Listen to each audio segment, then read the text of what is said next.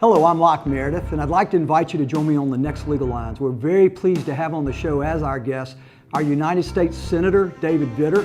Senator Vitter is going to talk to us about what he does as one of the two senators for the state of Louisiana. He's also going to talk to us about the great problem of our day, and that is the national debt.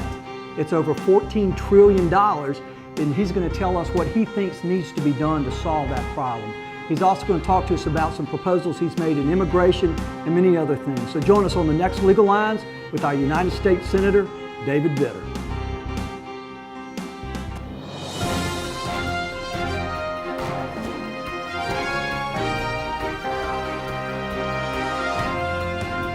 Hello, I'm Locke Meredith, and I'd like to thank you on behalf of myself, Sean Fagan, and Corey Ogeron, and our entire staff for letting us come into your homes for the last 10 years via Legal Lines. We hope that you've come to a greater understanding of how the law works and how the government works for you. So from all of us, thank you.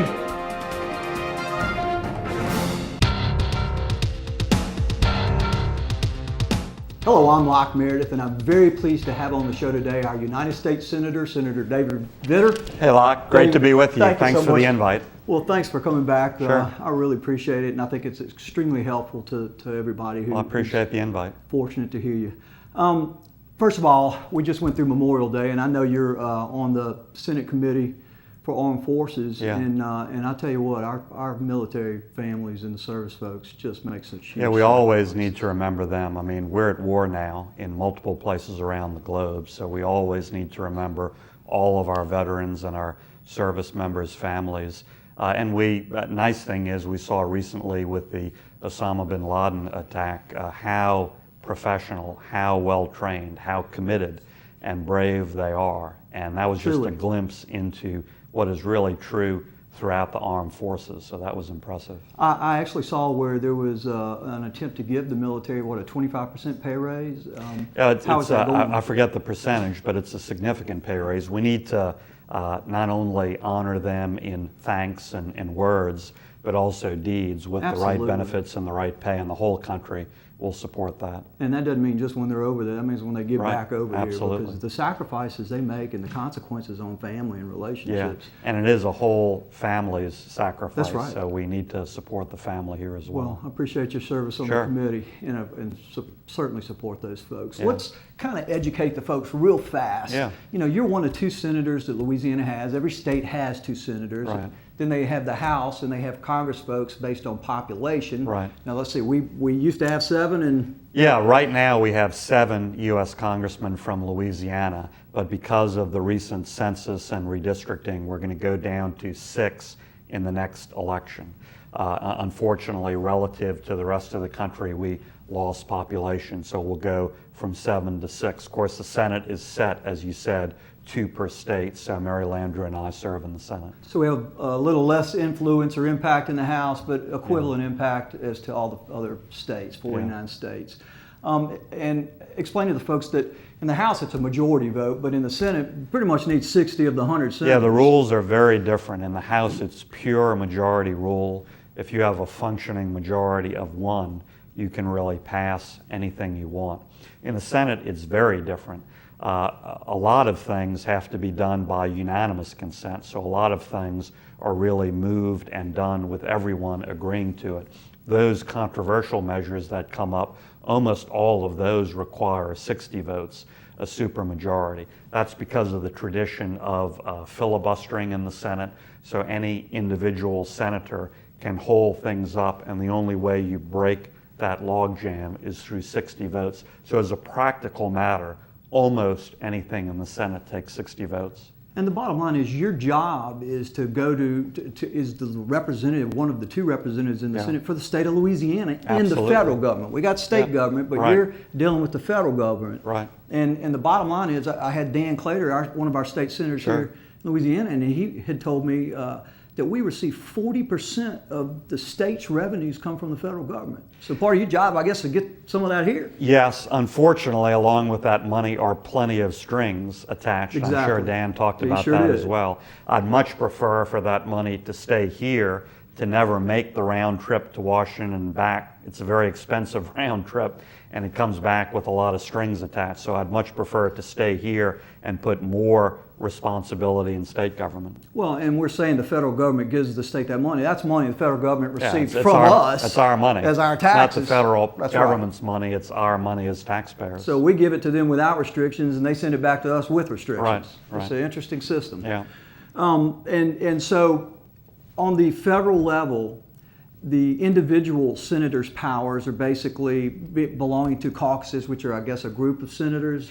Yeah, we organize in different groups, mainly around issues. So, for instance, I founded an immigration caucus. It's called the Border Security and Enforcement First Caucus. It's conservative senators who want to enforce the laws on the books, who want to strengthen the borders, want to strengthen workplace security versus amnesty programs, which are often at the core of proposals from the left.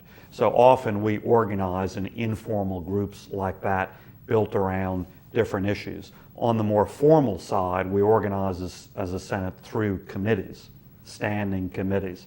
And I serve on several committees. You mentioned the Armed Services Committee. I also serve on the Environment and Public Works Committee.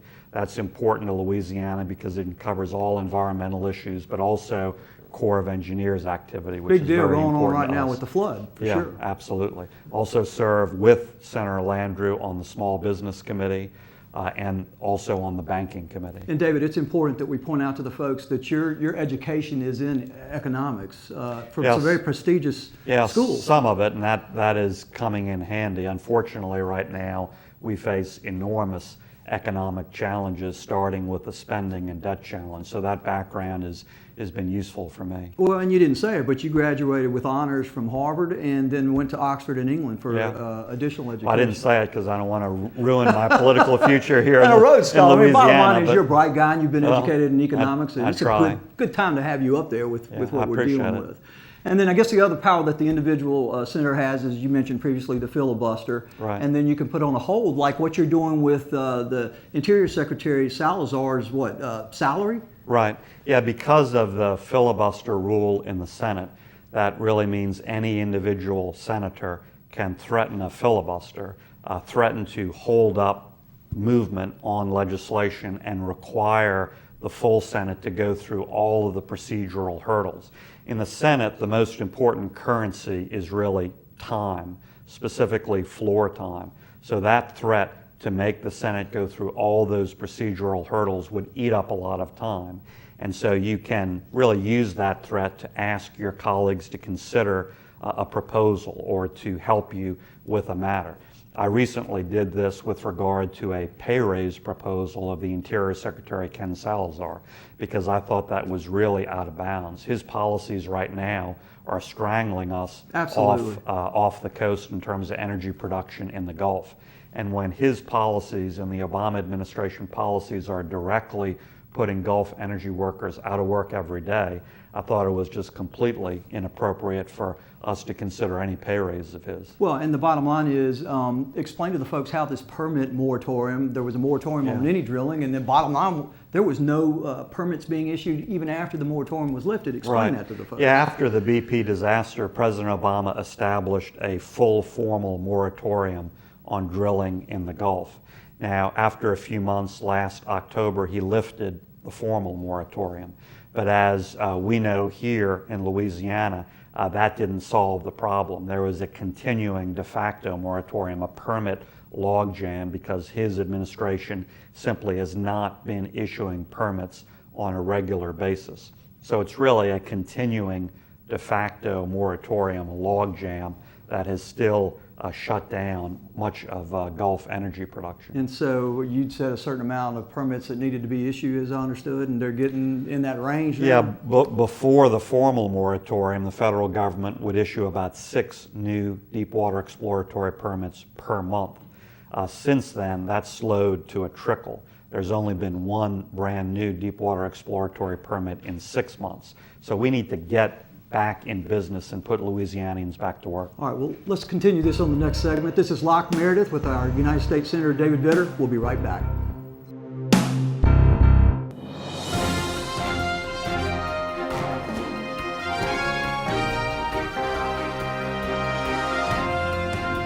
Hello, I'm Locke Meredith, and I'd like to thank you on behalf of myself, Sean Fagan, and Corey Ogeron, and our entire staff for letting us come into your homes for the last 10 years via Legal Lines. We hope that you've come to a greater understanding of how the law works and how the government works for you. So from all of us, thank you.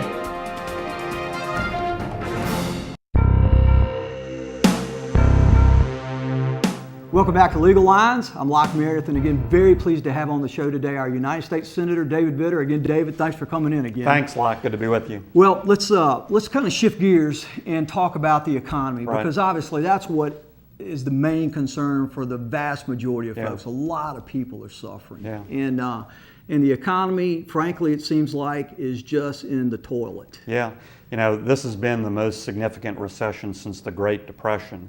And some economists say we're now technically out of it, but it certainly doesn't feel that way. Unemployment is still about 9%, very, very high.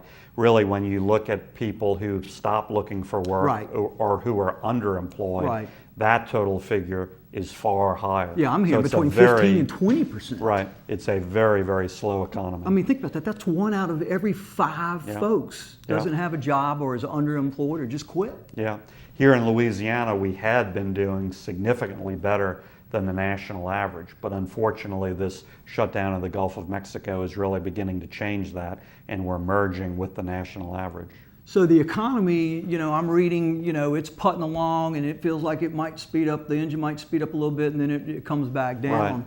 And as far as I'm concerned, basically what the government did, federal government that is basically did the stimulus package, the bailout package, health care, QE2, and none of that is producing jobs, in my opinion. I mean, the stimulus was over $1 trillion when you also include interest costs. $1 trillion, and all we have to show for it is that amount of debt on top of the massive debt we even had otherwise. So I think it's been a dismal failure in terms of job creation.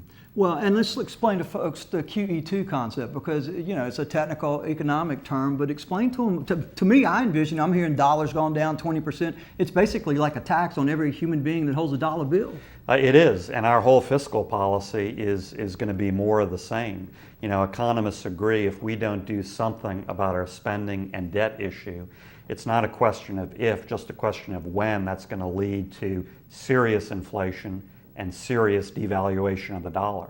And those policies are already in place. We haven't seen the full effects yet, but we're on that path, and we need to turn around that policy before it really hits us in terms of even more serious inflation and devaluation of the dollar. Well, in fact, it's so bad, David, that Standards & Poor's said, you guys, United States of America, we're going to have to consider your ratings. That's unprecedented for a major rating agency like Standard & Poor's to say we're going to potentially devalue your standing, U.S. government. That's unheard of.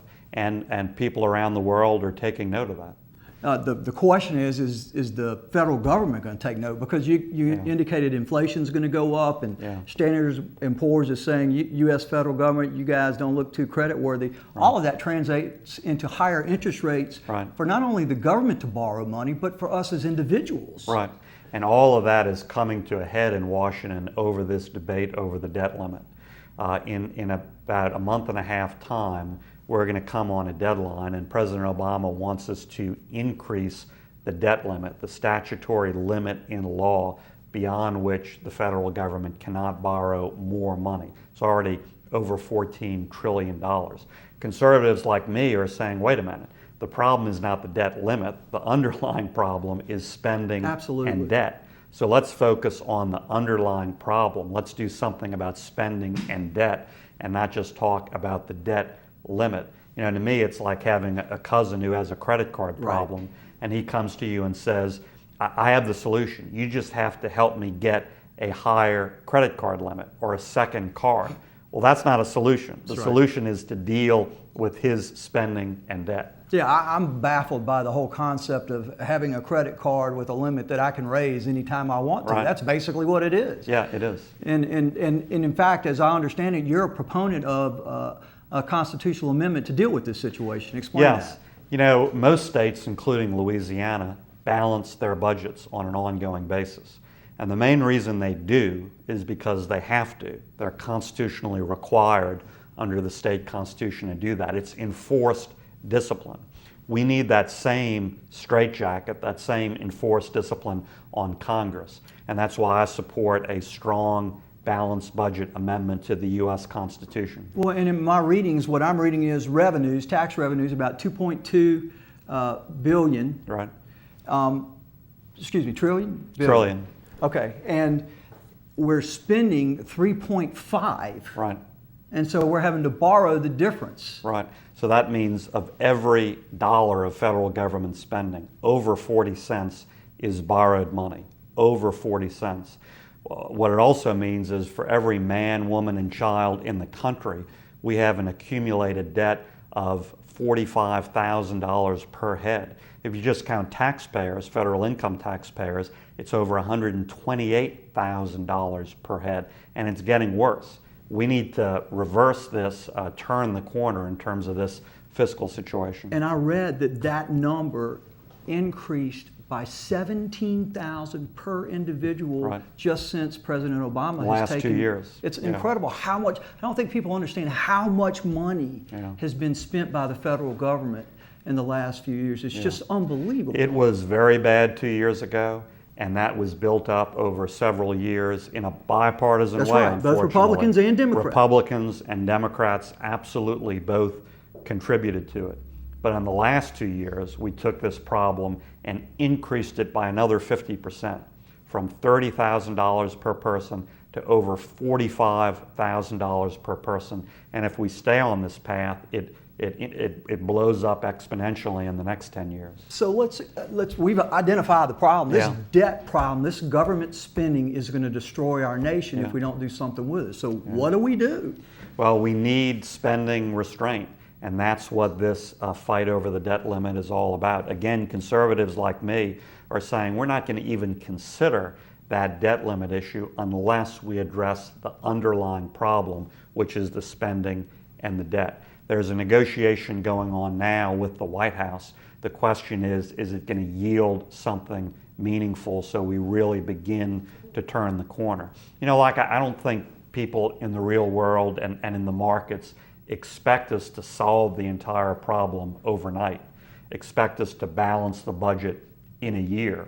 But they do want to see two things. They want to see a plan, Right. a real plan, and they want to see a start, a meaningful start executing that plan. So far, they've seen neither. Well, on the House side, as I understand it, they passed a budget and they Right. passed a plan to deal with the deficit. And in fact, last night, I think they voted a straight up or down vote on whether to increase the debt ceiling limit. Right. And it was Went voted down in down. flames, including about half of the Democrats That's voting right. against it as well. I think almost 100 Democrats said, no, Yeah. we're not going to do it this way. Yeah, unfortunately, most Democrats and liberals in Washington simply want to attack the Republican budget versus putting up proposals of their own. And look, like this is an important issue. We should have a full debate, a robust debate, and there's plenty of room for criticism.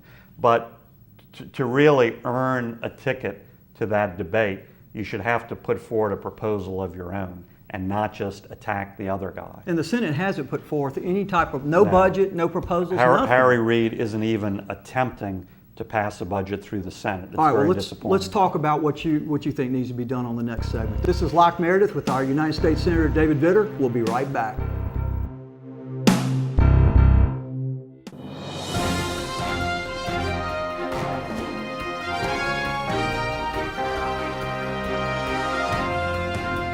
Hello, I'm Locke Meredith, and I'd like to thank you on behalf of myself, Sean Fagan, and Corey Ogeron, and our entire staff for letting us come into your homes for the last 10 years via Legal Lines. We hope that you've come to a greater understanding of how the law works and how the government works for you.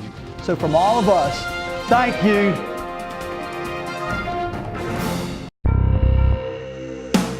Welcome back to Legal Lines. I'm Locke Meredith, and again, very pleased to have on the show today our United States Senator David Vitter. David, we're talking about the debt and how, frankly, it can destroy this country if we don't do something about it. As we probably have all heard, one of the huge drivers of this debt is the social component of our government, and that is basically Social Security, Medicare, Medicaid, what represents about 2/3 Right, the debt. so-called entitlement programs, that really means mandatory spending. In other words, it isn't dependent on an appropriation bill out of Congress every year. It's just a program, and that program spends the money according to the rules, and however much that ramps up, that's what the federal government spends. So those big items are Medicare, Medicaid, and Social Security. And we need to do something about that. A big component of that problem are escalating healthcare costs. And unfortunately, Obamacare hasn't solved the problem of those escalating costs. It's made it even worse. Well, I know that House, Congressman Ryan had Right. put forth, I think he was the chairman of that committee that was dealing with that. The Budget Committee. And he put forth a proposed way of dealing with it. Right. And I believe you supported that, is that right? Yeah, I voted for that in the Senate. He put forward a Medicare reform proposal. I supported it in the Senate.